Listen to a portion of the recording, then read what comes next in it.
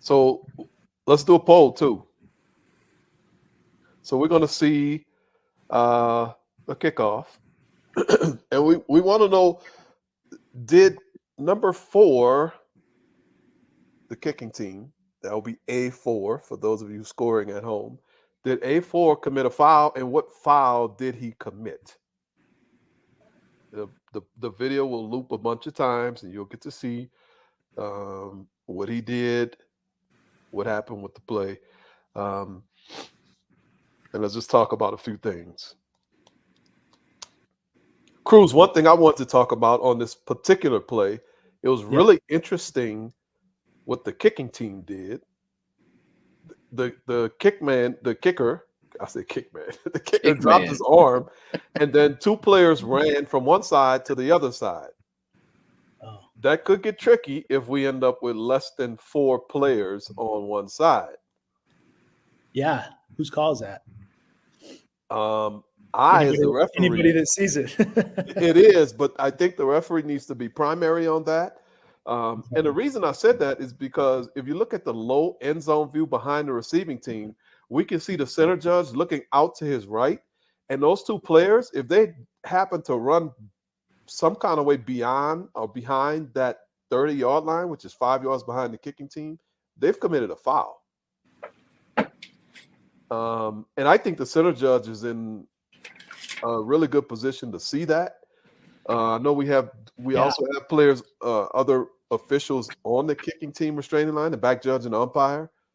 But I would like the center judge to see that aspect as well. I'm not sure. Corey, how much do you want to own as a back judge, own those 2 players if they step on the line, go behind that line? Are you even thinking about that? What's your thought? Yeah, I definitely look at that. I mean, I'm gonna see that. I'm obviously not gonna rule on the 4 on either side aspect of that. Just because I can't always tell. But yeah, if they go behind that line, that's definitely something that the umpire and the back judge have to have in there. That has to be part of our process on a kickoff play. Right. Okay. Because that's the one thing that caught my eye. The center judge wasn't looking at those players, and that's why I was wondering, would he need to look at those players, or would he be more concerned about the number of players on each side of the kicker? So I guess that's just something that we need to think about on our individual crews. What else is the center judge's pre-kickoff responsibility? If it's not that. If it's not what number of players on the side of the kicker, or players behind the kicking teams. Oh, I I don't mean, know what I you was call thinking, number of players, Oh, but I okay. guess yeah, it could do both. That makes sense, and that must be what he was looking at. If Yeah, the that's what I players- think he was doing. Yeah. Okay. Yeah. He was probably saying, wait a minute, if Yeah. 2 dudes are running over here, how many are left over here on this side? Which I think is great. Yeah. But then I was wondering, should he be paying attention to if these players step on this line or not? Mm-hmm. Let me ask you this question. How technical should we be? Let's say a player steps on the line. Then let's say a player gets a whole foot behind the line. A player gets both feet behind the line. How technical do we need to be on this play with regarding these players and their being within 5 yards of the ball? Well, if they step on the line, that's fine, in my opinion. I think if you've got, I mean, I think you'd be overly technical if you're kind of straddling the line. You know, if say your left foot, if you're going from position 1 to position 5, that your left foot is behind it and your right foot's down in front of it. I think that would be technical. Now, if you have 2 feet behind it, well, I mean, that's the rule right there. And I mean, if they're going laterally, I don't know how much of an advantage that really gives a team. Now, if they start back there, obviously they get a little bit longer of a run up, and that's kind of the purpose of the rule, in my opinion. Right. So, you know, I think if it's a short free kick like this, like an onside kick or a pooch kick, obviously our level of scrutiny has to be higher. But I don't know how technical I would get personally. Yeah, because that's really a safety rule, right, Corey? Right. Yeah. They don't want those players to have a long run downfield to have collisions, high speed collisions. Right. And that's why I was also kind of just going over in my head. Okay, well, this is a quote unquote trick play. Onside kick is a trick play. How? Because we always say, the formations and all that other stuff, we need to hold those to the highest degree of scrutiny on trick plays. And would we still apply that same scrutiny on something like this when the rule is really a safety rule? It has nothing to do with deception or anything else like that. Yeah, and I mean, is an onside kick really a trick play in this situation when everybody knows it's coming? No. If it's an anticipated onside kick, no. Like if it's something in the middle of the second quarter and a surprise onside kick, yeah, okay, I give you that. Right. But I think late half, late game. I mean, if you don't know onside kick's coming, it's kind of like a late game field goal. Like if you don't know a field goal team may be coming on, that's kind of on you. Right. Okay. All right. So hold on, let's close the poll. Looks like we had some people who were what do you call it? Absconding? Is it abscond? That's the word, right? Abstaining. No. Abstaining. What is abscond? Where I'll get that word from? That's something else. Absconding is to kind of critique, isn't it? Or hold on. Now I gotta go to the dictionary. like To depart secretly, withdraw and hide oneself, specifically to evade the legal process of a court by hiding within or secretly leaving its jurisdiction. What is that word? Abscond. ABSCOND. I don't know. That's why you skip bail, basically, I guess. Back to the regularly scheduled program. Okay, anyway. So 45% of us say number 4 committed a foul for illegal batting. 36% of us say A4 did not commit a foul on the play. And then 18% of us said A4 committed a foul for kick-catch interference. None of us said illegal touching. Thankfully, we didn't say that because the ball was touched more than 10 yards downfield. And we know Team A can touch the ball once it has gone 10 yards downfield. Right. Well, as long as it's not kick-catch interference. Yes. But I mean, that would still be legal touching, but you know what I mean? Correct. So that's interesting. Yeah. Okay. So what about 18% say kick-catch interference? Yeah. This guy's in position to recover the ball. Yeah. One thing we have to notice is how many times did the ball bounce? Yep. Also, what is the, I guess, trajectory of the ball? I personally feel like even a ball like this, Corey, I don't know what you think, even a ball at this same height, even if it only bounced once, I still wouldn't be comfortable with kick-catch interference. Yeah, I mean, we're looking for more of that pop into the ground type of thing. This is clearly a ball that just, it took a higher bounce than the first bounce, and that's going to happen with the prolate spheroid that we play with. So, an absconded prolate spheroid. Corey was waiting on that one. It's the only time of the week I can bring out prolate spheroid. Oh yeah, I hope so. But so 2 bounces, KCI is off. It is off. But even and really, like Corey mentioned, the whole point of the bouncing rule, the point is there were some kickers at some point in time that would drive that ball straight into the ground right off the tee, and it was almost impossible to tell if the ball hit the ground or not. It just looked like a kick, and the ball would be flying high in the air, almost like they just kicked it. Yeah.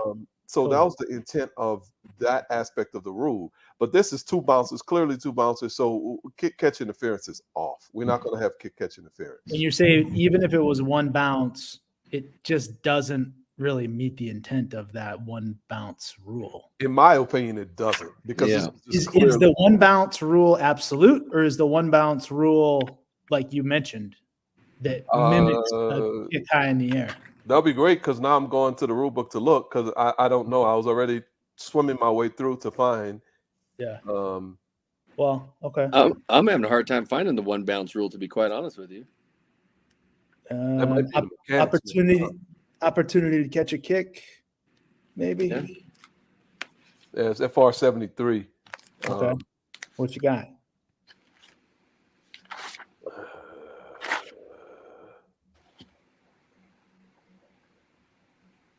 Free kick paragraph F below. Okay. During a free kick, a player of the receiving team in position to receive the ball has the same kick catch and fair catch protection, whether the ball is kicked directly off the tee or is immediately driven into the ground. Strikes the ground once and goes into the air in the manner of the ball kicked directly off the tee. So it's not even so much the one bounce; it's where that one bounce happens, and it's got to be. This wouldn't even apply.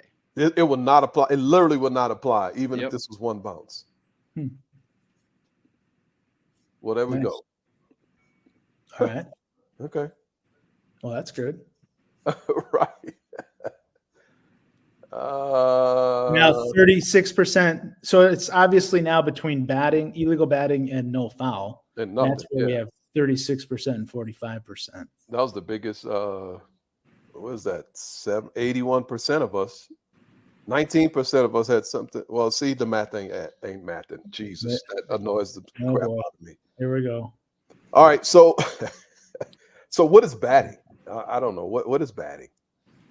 I guess we have to know what batting is. It's an intentional act, first of all. Yes. But intentional that you're batting it. You can intentionally be trying to recover a ball and strike the ball, but it's not batting. It will be muffing. Exactly. Muffing is an unsuccessful attempt to control, I think, the ball. Yeah. To gain possession. Yeah.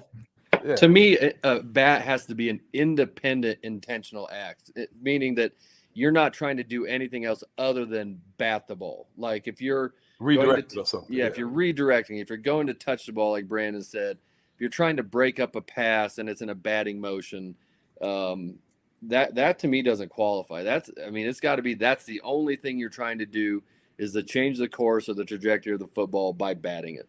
Right. So then I guess we need to determine if this player before we know if it's illegal batting, we have to know if it's even batting. True. And then so where we are, this is gonna be rule book day, I guess. Jeez. FR 32. Is that where I am? No, I'm moving my screen. FR 33. Batting the ball is intentionally striking it or intentionally changing its direction with the hands or arms. When in question, the ball is accidentally touched rather than batted. Batting the ball does not change its status. So the question here is, did this player, number 4, intentionally strike the ball or intentionally change the ball's direction with his hands or arms? The way I look at this, he clearly batted the ball. I don't see him doing anything else other than trying to intentionally change the direction of the ball. Well, I think he's going to break it up from the receiving player. Exactly. He's trying to break it up. Right, which is batting. I guess. He certainly ain't trying to catch it. Yeah. Are you? Maybe he's batting. I wouldn't call it illegal batting. Well, we didn't get that far. I was just wondering, was it batting at all? Okay, all right. Well, I know where we're going next. So I know where we're going next too. But so do we agree that he batted the ball? No. Oh, okay. Wow. What did he do? So there's only two things he can do with a loose ball, Corey. He can either bat it or he can muff it. He kind of punched at it. Does that count as a bat? Yeah. Because a bat to me is intentionally hitting the ball, right? Yeah. Yeah. Yeah. To me, a bat, I see like a big swinging arm, like a round, like a haymaker type of a punch. This is more of a jab. Have you ever seen Ali jab people, Corey? Ali jab the crap out of people. It breaks people's jaws. It breaks my jaw. I know that. One of my favorite boxers, Lennox Lewis. Man, he had a deadly jab. Ooh. Okay. Especially for a big dude. Oh my God. Yeah. Okay. Sorry for everybody who's not boxing people. But so all of these are in section 11 on rule 2. There's a muff, there's batting, and there's touching. To muff the ball is to touch the ball in an unsuccessful attempt to catch or recover it. Was this person unsuccessfully attempting to catch or recover that kick? No. I don't think he was. Is there anything else you can do to a loose ball? I guess you could touch it inadvertently, right? Well, it's pretty clear he's intentionally I mean, this action is intentional. Yeah. Yeah, I mean, it's a bat. It is a bat. I mean, It's a bat to me. I think it's a bat. yeah. I don't think I it's don't know what else it would be. It's not a muff because, No. Yeah, if it's got to fit in a bucket, okay, I'll go with you. It's got to be a bat. and you can't just say it's a touch because that No. doesn't. That's not everything's a touch. So a touch. Yeah. So I guess Corey, it seems like and I think I understand what you were saying. You're kind of thinking that he was just sticking his arm out to prevent the other player from catching it, not necessarily attempting to knock the ball further Redirect downfield. it. Right. He's just trying to. It's kind of like a pass breakup, but on a kick. Right. The thing is, it's legal to bat a pass, right? So if Right. you're eligible to touch it, it's legal to do that. I mean, that is what you're saying, and that's carved out in the rules as legal. Correct. It's a But I bat. guess, yeah, we just try to figure out. Yeah, you can bat forward passes legally, but I Yeah. guess we just need to define whatever this player is doing. Is it batting or is it not? And then once we know if it is, then we can figure out if it's illegal batting. I think it's a bat. I don't know what else it would be really. I mean, it's not accidental. No. It is intentional, and he intentionally redirects the football. There's no question that that's what he does. Okay. All right. So how do we find out if that batting is legal? Direction. Just that simple, huh? Yeah. Or place on the field. And obviously, this isn't in an end Right. zone. Yeah. So it's a kick. Obviously, it's a loose ball. Status is a kick. It's batted forward. FR 105, batting a loose ball. So Article 1A says a pass in flight. That's irrelevant. Article 1B says scrimmage kick. That's irrelevant. Article 1C says no player shall bat other loose balls forward in the field of play or in any direction if the ball's in the end zone. So if we go to Article 9.4.1c, Yep. this is an illegal act. This player batted a loose ball forward in the field of play. So this is a foul. Wow. Now, how in the world are we going to see this? That's the next question. And I have no idea who would see it. Maybe the center judge? Yeah. Like all of the officials at the top, there's no way they're going to see this. You can't. I don't think it will be fair to yourself to try to throw a flag on this because you don't even know if this dude touched the ball. You can assume he did, but you'll be blocked out because the arm action and the ball is completely on the other side of the receiving team player, right? Yeah. Yeah, I agree. It would have to come from the center judge or across the field, in my opinion. Yeah, and who across the field from 53 1/3 yards away is going to say, "Oh no, this dude batted the ball." There's no way. I'm not doing that. I wouldn't do it. Okay. So the center judge is probably best, and that's maybe even a stretch. That's a stretch. Yeah. But if somehow we do call this, Yeah, I know where you're going, Cruz, and I love this part. we got to enforce it. You got to enforce it. It's a foul against the kicking team, During a good kick. and it's going to be very helpful to know who came out of that massive pile of humanity with the ball, right? Correct. That might help. And why is that important, I guess? Well, because if the result of the play is the receiving team's ball, then the receiving team can keep the football with that penalty enforced from the dead ball spot. Tacked on. Yeah. Fouls by the kicking team during the kick can be enforced at the spot where the ball belongs, where the dead ball belongs to team B, or we can enforce at the previous spot. Yep. And re-kick.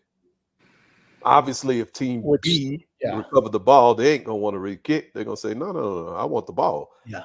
And they won't even care if you enforce it. They'll just want the ball. You know? No, we want the ball, right? But properly, it would be 10 yards from that recovery spot if by the receiving team. If the kicking team legally recovers the ball down there, then the receiving team's not going to get the ball. It's previous spot only, right? That's correct. Yep. So we might want to just over communicate the result of the play here, because it's really strange if we do indeed get a flag down. Now, the interesting one would be put that same action at the 44-yard line. Oh, yes. Because now the poll is a little different. I mean, there's a couple more options there. Yeah. Yeah. Option A starts opening up, and then option A plus option C starts opening up. Yeah. And so then the enticement would be, I don't know if that's a word.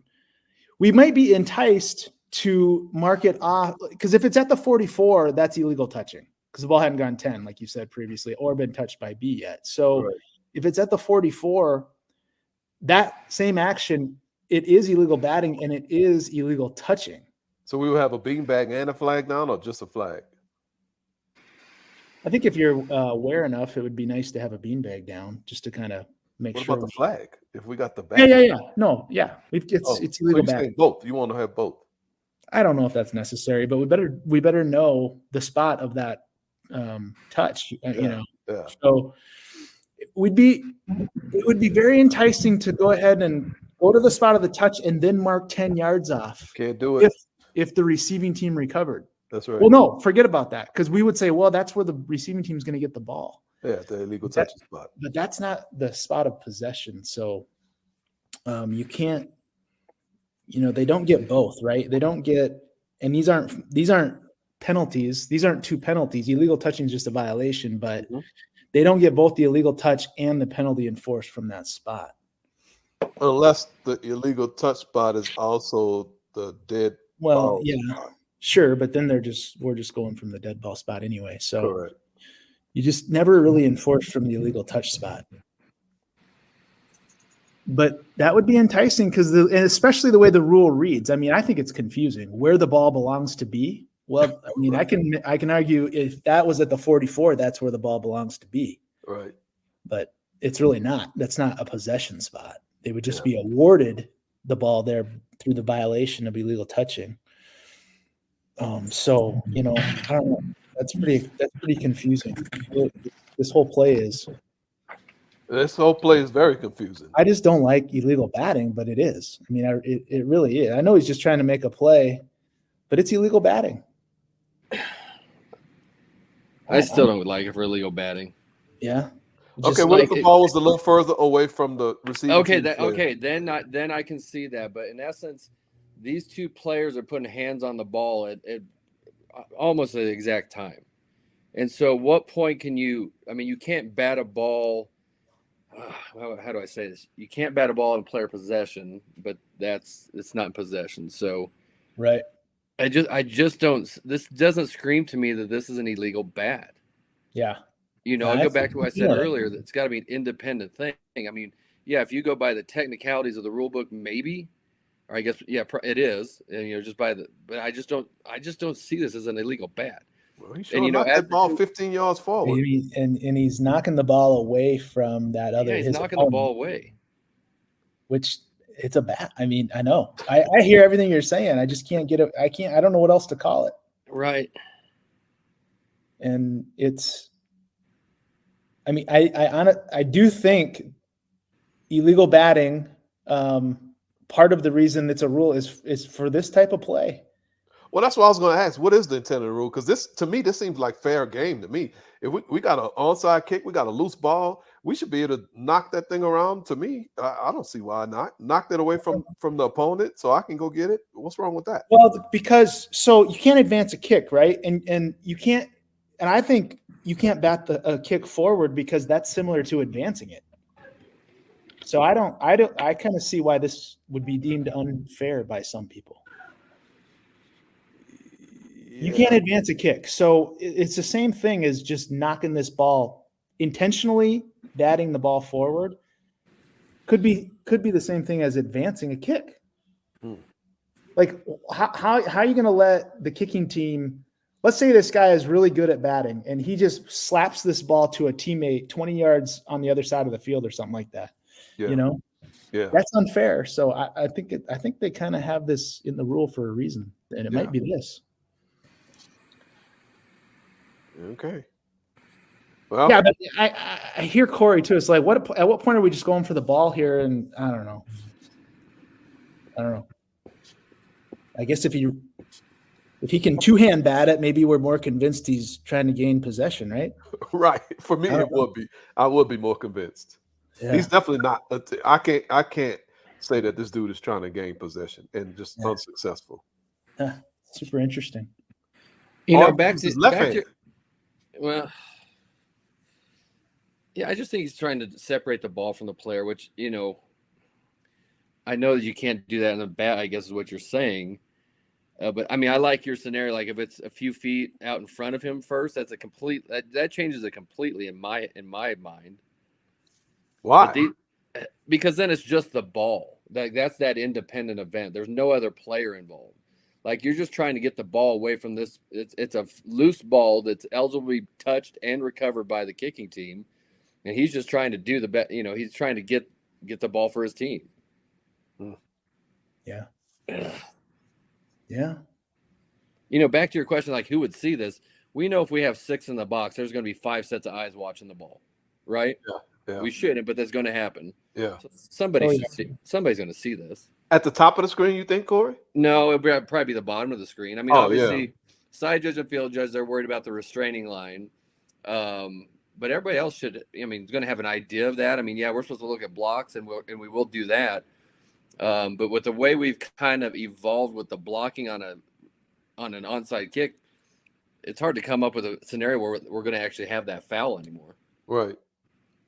Would you be comfortable from the opposite side of the field saying that this dude intentionally punched or pushed or hit the ball? Do you think you would have enough? Well, I already know you kind of don't like the foul. No, I don't think I would. And this is why, Tuta. To me, it looks like he's just going for the ball. Yeah, look like he's just reaching out, huh? Yeah, it looks like he's reaching out. You don't see like he doesn't cock the arm. Right. You know, Right. so I don't know if it would present itself. Yeah. So other side of the field, I can't see myself ever calling this from way on the other side of the field. That would be extremely heroic, in my opinion. Oh, well. All right. Good start. It's gonna feel like I need a shower. All right, let's go to the end of the game now. And clock is stopped. I think Toledo just used their last time out. This is the Fighting Wyoming Cowboys, and this is the Barstool Bowl, just for everybody's awareness. Now we're gonna have a fumble. And so good beanbag, good clock stop by the headline judge. Look at that. Instantly communicating that this is a forward fumble out of bounds, right? Yeah. So we fumble at the 11-ish. Ball goes out just shy of the 9. So that's a forward fumble out of bounds. No question about it. Once they get back to the line feed here with the, clock and the scores and everything, just take a look at, just when we restarted the clock. I don't know if we can tell. The play clock's already way down and, not much time ran off. So that's what I want to talk about. When is it appropriate to restart the clock? And do we do anything with the play clock? Or do we reset the play clock? Do we just let the play clock go? It appears this crew just let the play clock go. As they were administrating or whatever that word would be, this forward fumble out of bounds. So that's my question for you guys. How do you want to handle this with these clocks? Yeah, that's a really good question. I don't think I've ever thought of it in that regard. I mean, if we're efficient with how we administer this, I don't think that we have to deviate from a regular 40-second clock. If we're putting it back to the yard, we just go spot the ball and we go. But then again, we're probably going to want to make some type of a little announcement, an in-progress announcement. And maybe depending on how long that announcement takes, do we have to stop and bring it to a 25? I think I agree with you, Corey, but I don't see how I don't think I would ever put this on 25. But Yeah, I would really hope that we would get the ball spotted efficiently, like in a normal play, and then this would just be what 9 seconds that we would have a dead clock with the play clock running. But it's certainly unfair to Team A in this scenario if we take too long to wind the clock back up. well, I think it's probably disadvantageous to Team B because they got the lead. Oh, They I was want thinking Team A had the lead and they were just running the clock out. Well, they are. They are, right? They want to Oh, they want to Team get A the is- clock down to kick the game-winning field goal. Oh, okay, got it. Which But I hate to think about all that crap. Forget about that crap. Look, this is a ball out of bounds. When we spot the ball, wind the clock back up. Make an okay, announcement. so Fall fumble out of bounds. The clock is going to be will restart on my signal or something to that effect. And wind the that clock. but let's go deeper. So you're waiting till the ball's respotted to wind it? Are you winding it as the ball's being brought back in? Are you winding it once you know that it was a forward fumble out of bounds? I mean, how much delay is there? And is that a mechanic anywhere? Is that written? I don't know. I would assume that I would love to treat this just like let's say we're in the middle of the first quarter and a player goes out of bounds. No, can't do that. Because really, we're going to wind that clock up really quickly. As soon as the ball gets back in the field of play, we're going to wind it back up. Oh, boy. That's a great question, Brandon. I never thought about that. Analogy here. I mean, so remember that play we looked at from another bowl where I think one official ruled him, or no, we ruled him down, right? And then the ball came out. Yeah. Then the clock operator took it upon him or herself just to stop the clock for no reason. Yeah. That was. Yeah, I said some unnice things about clock operators. You Yeah, did. I probably should You did. apologize. You did. Not to clock operators, but to the pure officiating universe. Because I'm not that clock operator deserved it. Anyways, I just don't know what the guidance here is, and if there's any way, this doesn't happen every day, but it just got me to thinking. I mean, really, when do you want to rewind the clock, and do we do anything with the play clock? I'm hearing we just leave the play clock running as it is. Yeah, I don't think we do much with the play clock. At all. I like Taylor's suggestion. If we don't have it spotted by under 25, we just pump it. Yeah, because we would normally do that anyway. Well, hang on though. Yeah, I would just no. I mean, we don't really want to get in the habit of pumping play clocks at this time of the game. No, very true. I mean, well, the ball ain't ready for play. That's typically what we do. I'm just hoping that we can get this ball down quick enough. Yeah. Okay, so I'm hearing the direction is let's hustle the ball back in almost like our normal 2-minute mechanics. You're going to make an in-progress announcement, and then soon after, as the ball's coming back in, we're just going to get the game clock back going. In some kind of way, that coach needs to know that this clock is going to run. Well, see, that's the other thing, right? Because we very much advocate in these late half situations to communicate with the teams. Well, if we're not messing around with the play clock, man, we're not going to have a whole lot of time to communicate. So we can't stop the game to communicate either. I don't think that's fair to anybody, and nobody wants that. That's a good question, Brandon. And it's just that the more time we take, almost the worse this gets. But we also don't want to just rush through something and improperly administer this. So I don't know. Maybe we could ask the folks at the end of the shot here who are on their phones. They might be looking up the rule like you were. I don't know. Well, I'm trying to see if there's any specificity on when the clock is supposed to start when a fumble goes out of bounds, and it doesn't really say. It just starts on the referee signal, whatever the hell that means. When is the referee supposed to signal? Who knows? Yeah. Well, I don't know. Maybe it is best just to maybe it is best just to restart it with the 25-second clock then. I don't know. 25, you saying Well, make just this administrative stoppage? yeah. No. Okay. Why? I don't know. Just to be consistent. Consistency I don't is know. what? I don't know. This is not an administrative stoppage. This is a forward fumble out of bounds. It's just a normal play. And when we get the ball back spotted, the clock should be running. And maybe that's the answer I want. I'm saying is when we spot the ball, I wind the clock. But I'm not touching that play clock, though.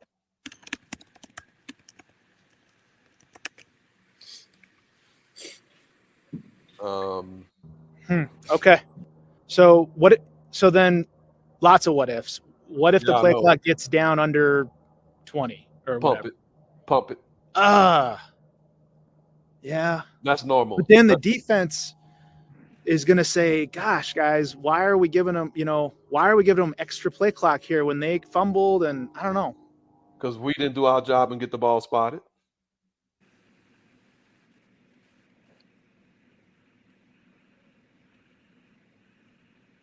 Yeah, I see what Brandon's saying here. I mean, we definitely don't want to give more time than team A has earned, especially in this situation.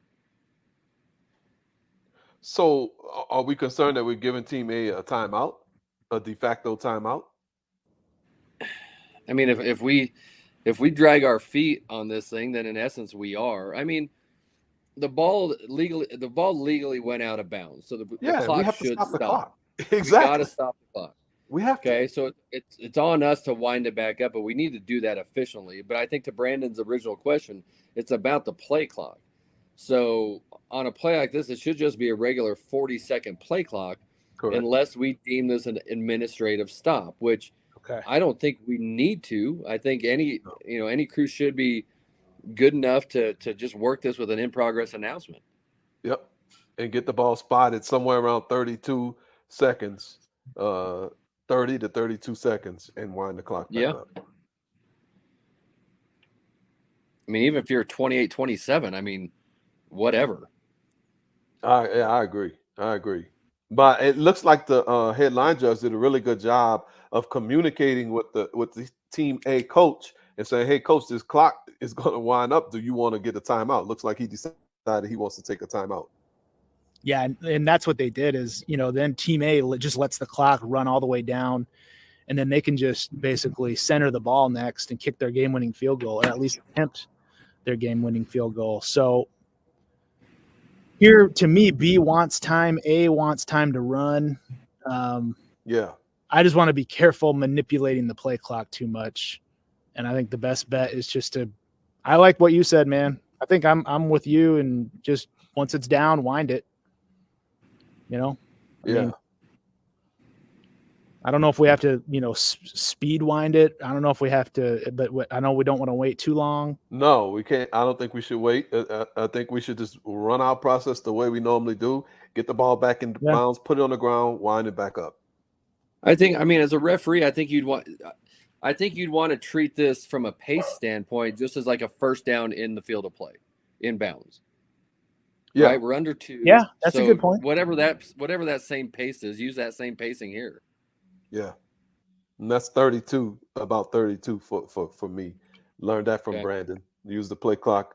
I get yelled at too on our crew every time we get down in these situations. Oh, you gotta wind the clock. Everybody's yelling. I say, I know, I got it. I'm waiting on 32. I'm gonna wind it at 32.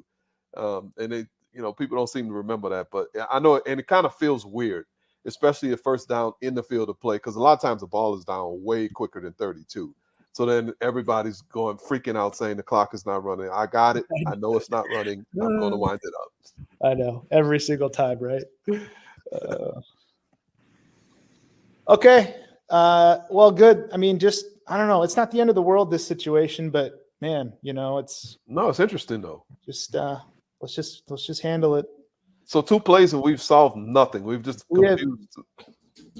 Hey, we're not in the solving business. That's true.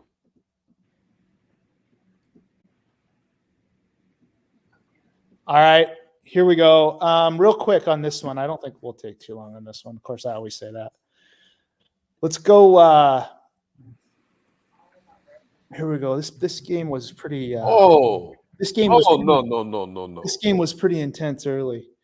No. So this is just going to loop like this, so you might get sick of this. But all right, I've heard about being even with the tackle as guideline or past the tackle for shutting down DOF for unabated. I don't know if that's the best way to do that or not, but how do you feel about, whether we let this play, give them a free play? Do we shut it down?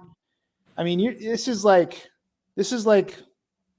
a double-edged sword here, isn't it? Yeah. I don't see any edges on this sword except one. Shut this play down. Yeah, I always heard if he's even with the waist of the lineman. Yep. And this dude is way past I heard the shoulders. Whatever it is, shoulders, waist, whatever you want to use. This dude is way past him and his buddy. Honestly, his buddy got to probably the point where I would say he's unabated. The other dude is way past unabated. Okay. Well, I think, to argue the other side of this coin, I think if we just take a half a tick and see that these two players both realize what happens when they stop, they don't keep progressing. Is that part of it? I mean, I'm not a line of scrimmage official. So that's what I want to discuss. Okay. I think there's nuance there. And I'm not saying that this qualifies or not, but it is, if they stop, I would be more inclined to let it go as a live ball foul. If they keep going, shut it down. Now, that is like 0.1 seconds different in terms of decision making, right? Mm-hmm. That's what's really challenging. And let us be scraping number 2 up off the ground because we decided that, they look like they stopped. Yeah, okay, let's try to explain that one. Well, there's a reason that's why to me it's a double-edged sword, because they're upset when we kill this because it's a touchdown, maybe. If 2 is still laying motionless on the turf, they're upset that we didn't kill it, right? Well, first of all, Brandon, it's a touchdown 78 hours after we should have shut the play down. So the touchdown to me is irrelevant. And they shut it down. And you can tell by the body language, even the guy that catches the pass knows this isn't even a touchdown that's going to count. Yeah. But I just, just for discussion, I hear what you're saying. I mean, I kind of agree. I like it as a shutdown, but if they stop, if they don't keep going, I'm really inclined to let it play out as a live ball foul. But I didn't know if we wanted to debate the pros and cons of that or not. And you sound like you're not debating it. To me, it's no debate. I mean, it's unabated to the quarterback, period. We're done. I don't even see why we even. What's the question? Now, number 11 at the bottom. If he stops, fine, whatever, because he ain't unabated. He's in the neutral zone, but he ain't unabated. Okay, hang on. Jump way past the right tackle. Oh no. We got to stop that. So here's the flaw in your logic. Let's say 11 just blows by the tackle and just tees off on the quarterback. What's the difference? There's a big difference. Because he didn't get even with some, arbitrary waistline or something. It's not arbitrary. Hold on. I'll see if it's defined. Well, it's not. I would hope they would never put that in the rule. Oh, unabated. I would assume unabated has to be somewhere, right? It's not in the rule. I think it's a mechanics thing. That's why I'm going to the mechanics, man. You got to be a philosophy. No. Gigi disagrees with you too. Yeah. No, I think Gigi likes unabated. No such thing as unabated. Okay. I can't find the term unabated. I don't know. I think it might be in Rule 7, but I'm not sure if it's defined or not. Line of scrimmage. Anytime a defensive player shoots the gap, and there's a question as to contact. Oh no, that's err on the side of offside. Shut the play down to avoid a free shot on the quarterback. Okay, whatever. Okay, whatever. So what I'm hearing you say is that you're just clearly going off depth to the quarterback, not Yes. not Yes. not Newton's third law or whatever that is. An object in motion.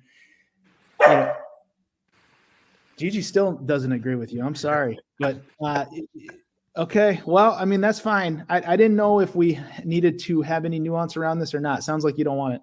I don't. Corey sounds like he wants something, but I don't want any nuance whatsoever. These dudes get past the shoulder, waist, whatever your group decides is what unabated is. I say shut it down. Look at Ed Gilbert. See, we started off the session with dictionary time with Tuta Salam, and he's going off that. So the definition of unabated means without any reduction in intensity or strength. You can definitely see a reduction in intensity or strength. Wow! Man, look at Ed.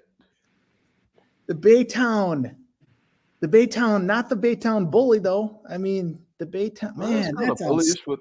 No. What does it mean to be unabated? Dang. That is clutch. That is pretty good. That is unabated is an adjective, actually. Yeah. Without losing any original force or violence or undiminished, which is basically what Ed is saying. Yeah, they lose a lot of force. Yeah, because they start stopping. Exactly. They recognize their mistake. They stop. Yep. They snap it. Free play. That's what I'm saying. Like one of the dudes just even gives up on the play completely. I mean, maybe because he hears a whistle, but his teammate keeps going. Yeah. Well, they're probably going to lobby for a false start. You know how that works. Oh, of course. Okay, so 3 plays in. 3 plays we've solved literally. So we've just created more problems than. No, Tuta, I don't want you to just blow by Ed's comment. Like, are you still standing by your unabated? I am, because the position, they were unabated at the time. At the time for me that we would shut it down, their unabatedness ceased to occur after I would have preferred this play to be shut down. All right, well, okay, so that's fair because it is a definition at a certain moment in time. So correct. Okay, at the moment in time when they stopped, I think we already had determined that they were unabated because of the position and the depth that they got into the offensive backfield. But right. Ed did flummox me with clutch. That's just clutch right there. All right, good discussion.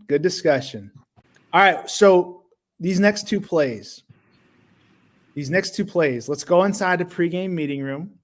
Uh-oh. All right, we're looking at our work from last week.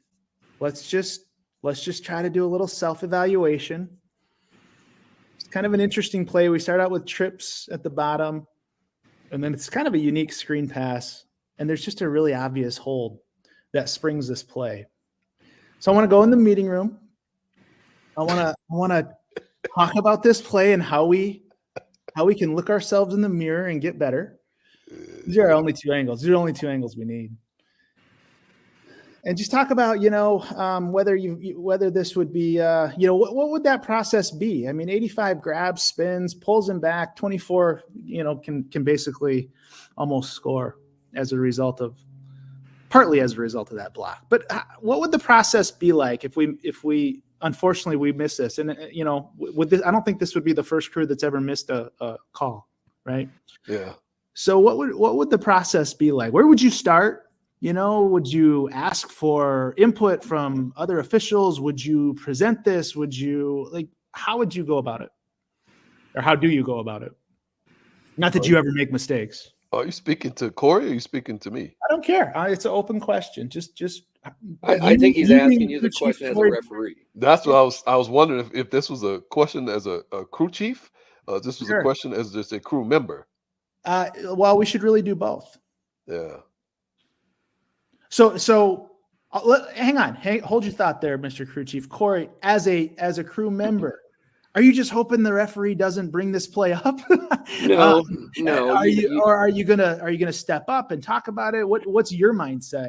As a crew member, when in film evaluation, I want to look at it like, what could I have done from my position on any particular play to help? And I expect that every one of my crewmates would look at video the same way. And so, as a back judge, my first thing would be like, well, how the hell did I miss that? I mean, it's clear as day. That's the point of attack. Working inside out, that's really the first threat that comes to me. So I I kind of would expect the same to happen from everybody, to that side of the field. I mean, I think you can somewhat absolve the H and the S, but beyond that, maybe the R. But beyond that, there should be 5 people that should have something to add to this type of discussion to say, where was I looking? How could I help? And I think that kind of transcends to what a crew chief would want. And that's the type of discussion that I know, Brandon, you were really good at getting going, is to say, look at this from your position. Tell me, what should we see here from your position? Yeah. So, okay, great. So, Tutai, you've got the guy like Corey, what he just explained. And then you might have somebody else that's, just hoping we don't talk about this play. And once we do, maybe either they're quiet or even, defensive, right? We've seen that. Yeah. I mean, how do you manage that stuff, or do you manage it? What do you do? Tutai probably just yells at people. No. Why am I being painted in a way that just in such a negative light in so many instances? I don't really understand that. But whatever. I'm gonna roll with the punches here.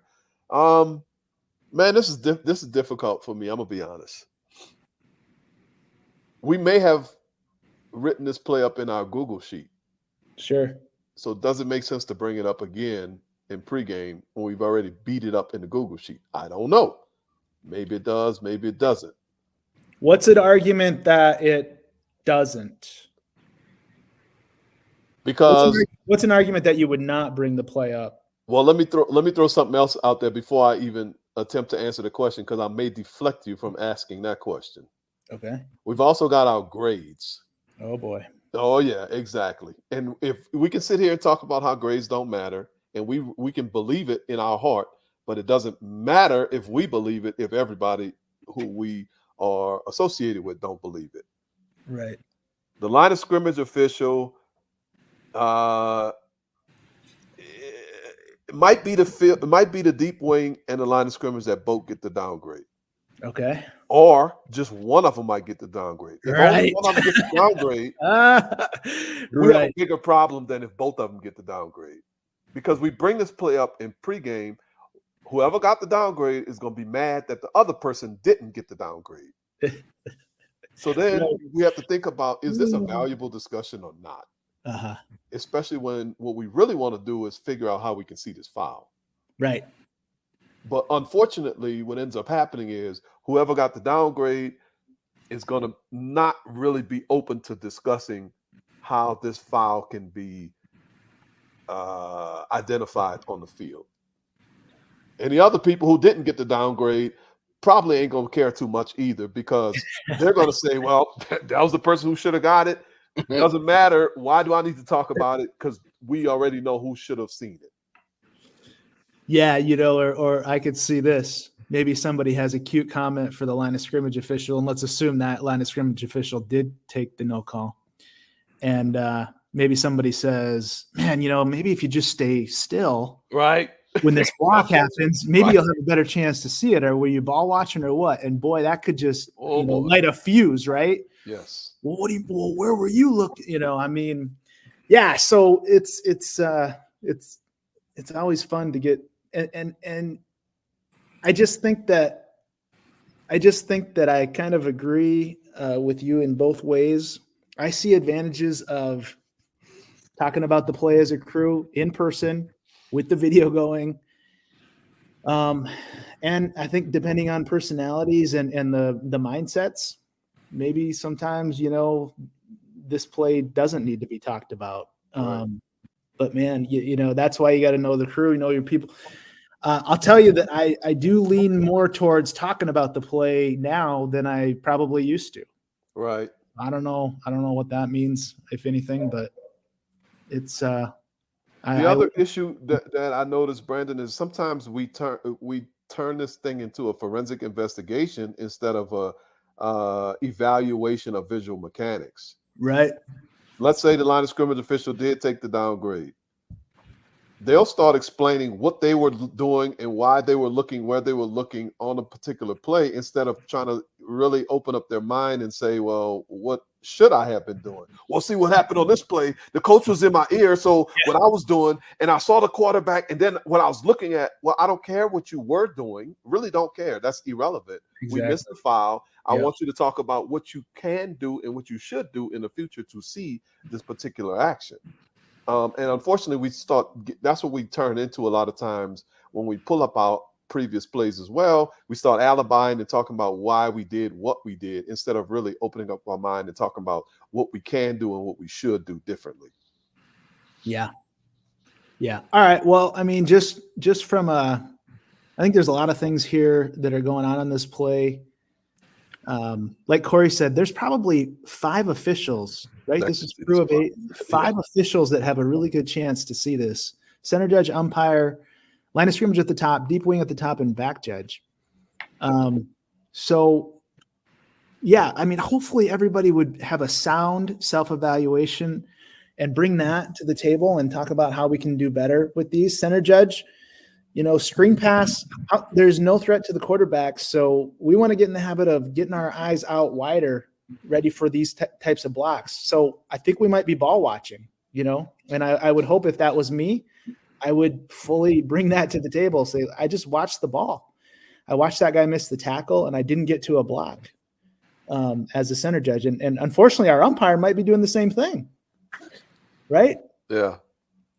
Umpire might be doing the same thing, which is, we start jogging. We start jogging as the hold's happening from the umpire position. I can't even imagine why we would want to do that if we were honest with ourselves. Yeah. Maybe I don't understand umpire mechanics, which is probably true in many ways, but I don't really think we want to start jogging, as a point of attack block is just finishing. There's a lot of time to get down the field. Yeah. We already talked about the line of scrimmage officials' movement. And then our deep wing just kind of bailed out, and didn't give us a great look. So it's just, those are the types of things I would hope to hear from our officials if we're going to have a strong self-evaluation. But I agree with you. It turns into a lot of forensics about, alibis. Yeah.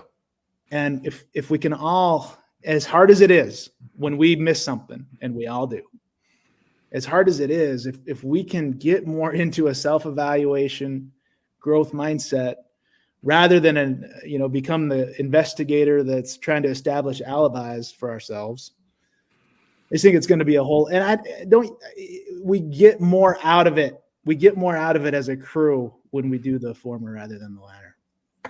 I think I could give some grace to the deep wing at the top because we got, it's press coverage. This guy runs a route like he's going deep. And so by the time you recognize that, you may not have the clarity that you want to, but yeah, back judge, I mean, that was your original key. I mean, granted, he comes across the formation at that point, or at least I guess he's not your original key because he's a back. But I mean, I think you'd have a very good idea of what this play is setting up to be enough time to get over there. Yeah. Yep. Yeah. I mean, yeah.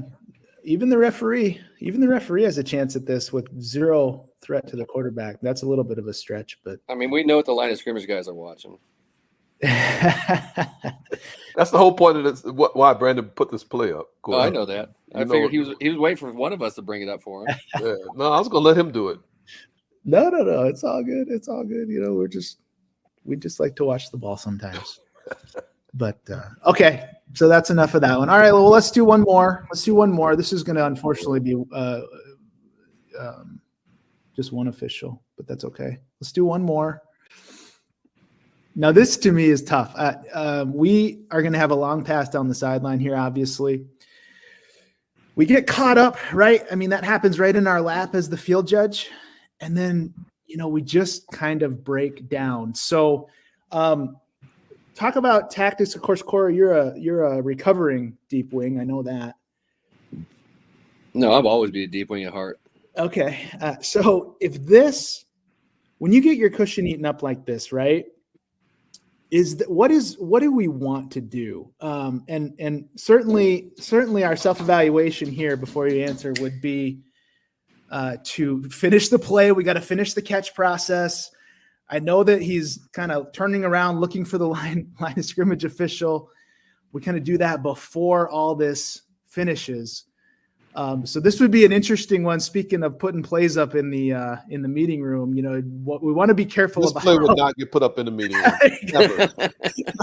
But anyways, so as we continue to work through these opportunities for improvement, which we definitely all have and can learn from each other here. But Corey, what advice or what did you experience when you get your cushion eaten up like this? Like years ago, I mean, people always, it was beaten into our head, like, don't get beat deep, don't get beat deep. And I still think that that's a lot in a lot of officials, either in the front of their mind or the back of their mind. And so this is a very uncomfortable position if you haven't started to really adopt the getting stationary, move with the purpose, whatever you want to call it. And so if you get stuck in this type of a situation where the players just get up on you, and that's going to happen, they're much quicker than we are.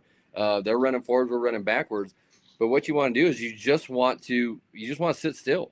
Like if this official were to just kind of motor down at the 32, 31 yard line and just kind of officiate from there. I know it's an awkward look for us. I mean, I know, at the NFL level, they're more used to, officiating as a deep official from kind of behind the action than what we are in college. But if you can kind of find that comfortability with it, and just get your eyes stable, you'll get this. And unfortunately, I think for this official here, he felt so out of position that his first inclination was to just get back into position and not work the play, because we really don't have an idea of what, if anything, he's ruling. Okay, now we give him okay. I didn't see the catch single the first time, but yeah, we get there. Just motor down, get your eyes still. Like, we do the best we can to get the cushion that we can, but you're not always going to maintain it. And so when the most important part of a play is coming, which in this point is a catch, we've got a foot close to the sideline, we've got a player going to the ground, we need our eyes as stable as possible. So I would just motor down. I probably would have motored down probably around the 33. Once I recognize, okay, the ball's coming to my receiver, he's going to beat me. Let's just motor down and work the play. Yeah, and I think, man, I just empathize with our field judge here on the screen. I think what happens is we kind of realize, got out of position. Yep. And we're just looking for a place to hide, figuratively, not literally, but it's totally get it. Totally get it. This is not a great feeling. Just feel like we're out of position, try to recover, and we just don't quite finish the play. I don't know, Tuta, what would be the analogy from your referee position? Would it be like, I don't know, if you just whiff on a block or something and then you act like you saw? I don't know what that would be. Yeah, no, I'm still thinking, because it ain't been that long since I still have my card, even though Corey. No, you don't. He took it away. Yes, I do. I still have my card. It ain't been that long since I've been in this position, and I just really empathize, because I know what happened. Just like you're saying, he just freaked. His mind just went to a million. I think he did work the process of the catch. I really do think he did, but his brain was still sitting on, dang, I got beat. Yep. My cushion is gone. What do I do now? And I think his brain was still, even though he subconsciously worked the process of the catch, his brain was still doing other things. And I think, like what Corey is saying, even if you know you beat, fine, move on, get that part, clear that part of your brain and say, I'm beat. Okay, let me work the catch. And then that would allow your subconscious to come into your conscious, which will then inform your actual mechanical signals and your body movements, because now you're not consciously thinking about, damn, I'm beat, while subconsciously thinking about the catch process. You'll be consciously thinking about the catch process and not even caring about what your position is, because you've already thrown that out of your brain. So I know it sounds hokey and all that stuff, but just got to move on from a mental aspect and work the play in a compartmentalized way. There you have it. There you have it. All right. Well, look, it is Get Better season, right? So we're gonna learn from each other and learn from. Hopefully, we're learning from ourselves as well.